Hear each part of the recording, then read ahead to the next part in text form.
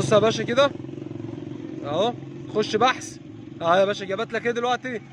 جابت لك دلوقتي على البرنامج بتاع التليفون، جابت لك حله الديسك، لان احنا دلوقتي بنتكلم على حله الديسك. هنفتح العلبه المعلومتين دول بسرعه كده في السريع عشان تعرف الاصلي من الاستيراد، او تعرف القطعه الاصليه من القطعه العاديه. كلها تيكيتات، بس اهم حاجه الاصل فين.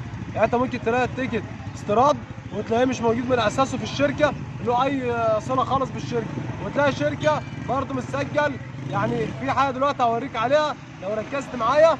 هوريك دلوقتي ازاي، هوريك المنتج ان هو الاصلي ويبقى متسجل في الشركه ان هو اصلي، وازاي ان هو برضه نفس العلبه بتحط عليها تيكت اصلي ماهاش متسجله في الشركه، بتبقى مضروبه.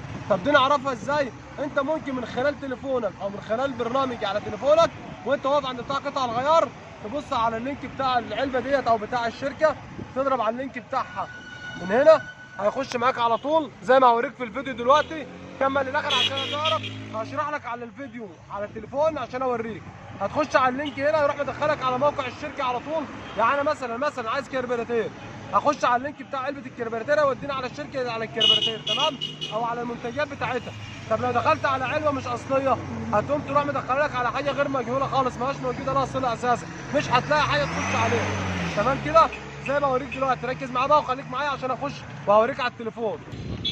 هوريك انا دلوقتي بقى اهوت. بص يا باشا، دلوقتي البرنامج على التليفون اهو ماشي. هتخش بالبرنامج، هتجيب الكاميرا وهتفتح وتخش على اللينك بتاع القناه بتاع العلبه او الكرتونه اللي انت جايبها. بص يا باشا، بنتك دلوقتي اهو، مفيش اي حاجه ظهرت خالص لك ولا اي منتج جالك خالص على الشاشه هنا اهو. يعني بص، دخلت انا على اللينك اهو ماشي. دوس يا باشا. بص، ما هوش قاري اي حاجه خالص اهو. ده الاستيراد، دي العلبه الاستيراد اللي هي اساسا ملهاش لها صله اصلا في الشركه، تيكت بينحط وخلاص ويقول لك ده شركه ايه، ده اصل استيراد. سيبك من ده بقى، ده العلبه الشركه اهي. لحظه، ده الشركه اهوت، تيكت الموف اللي الناس كلها بنقول عليه دي شركه معتمده. عشان احنا ما بنقول شركه معتمده بيبقى كلام على حق. خش على البرنامج. بص يا باشا كده اهو، خش بحث اهو يا باشا. جابت لك ايه دلوقتي؟ جابت لك دلوقتي على البرنامج بتاع التليفون، جابت لك حله الديسك، لان احنا دلوقتي بنتكلم على حله الديسك. هنفتح العلبه دلوقتي. افتح العلبه.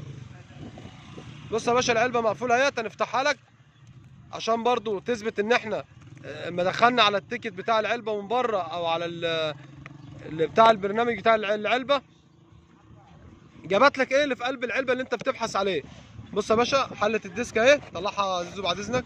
بص يا باشا اهي، طبعا اللي بحثنا عليه هنا ايه؟ اهي حله الديسك بالعلبه بتاعتها بالفرغه بالكرتونه بتاعتها، اي حاجه مستلزمه، ورق الدبرياج عامه جابته لك اهو. تمام. فده دلوقتي تاني اعيد لك البرنامج تاني. بتخش يا باشا، بص، بتجيب البرنامج على التليفون وبتدي بحث في الويب اهو. جابت لك كده ايا كان بقى قطعه شركه متسجله او اي كرتونه شركه، بتلاقيها بتجيبها تدخل تخش على التيكت بتاعها على الباركود بتاعها، تمام، على البرنامج بتروح جايبها لك كده. قرت معاك وجابت لك نفس الحاجه اللي انت داخل عليها بالظبط، يبقى ده منتج مظبوط. ده يبقى منتج مظبوط. احنا ما دخلنا على الاستيراد، على اصل الاستيراد في الفاضي، ده ترميه ورا ظهرك كده ولا تلزمك ببصله، بس احنا بنقول اصله خلاص عشان نوفر او خف يعني ايه، الفلوس بتاعته ضعيفه شويه عن الشركه، بمعنى انا ممكن فرق 150 200 في الحدود دي، بس كاصل وكجوده وكشركه مسجله وان انت تاخد منتج مليون المية الشركه. وانا وريتك على البرنامج عندك على التليفون، ووريتك ان انت ما تخش على الباركود بتاعها ايه اللي قرا معاك وايه اللي ما قراش معاك. اللي قرا ده الاصلي، واللي قرا اللي ما قراش ان هو ده في الفاضي. ده كان بتاع الفيديو بتاعنا النهارده. قلت هوضح لك عشان في ناس كتير بتقول لي طب ازاي اعرف شركه من الاستيراد. تمام، باي.